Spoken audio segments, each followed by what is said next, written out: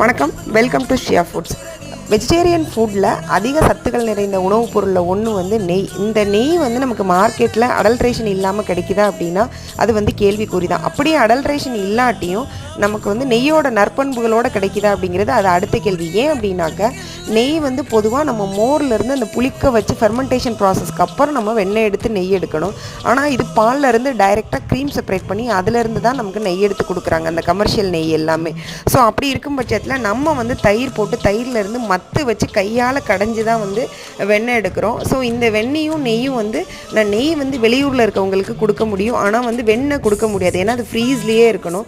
நிறைய ஆயுர்வேதா டாக்டர்ஸ் வந்து காலையில் வெறும் வயிற்றில் வந்து 2 ஸ்பூன் நெய் வந்து சுடு தண்ணியோடு எடுத்துக்க சொல்கிறாங்க. ஸோ இப்படியாப்பட்ட நெய் வந்து நெய்யாக வேணும்னாலும் சரி, இல்லை வெண்ணெயாக வேணும்னாலும் சரி, புதுக்கோட்டை சுற்றுவட்டார பகுதி மக்களாக இருந்தால் எனக்கு காசு போனாலும் நல்ல வெண்ணெய் கிடைக்கணும் அப்படின்னா ஸ்க்ரீனில் தெரிகிற நம்பரை காண்டாக்ட் பண்ணுங்கள்.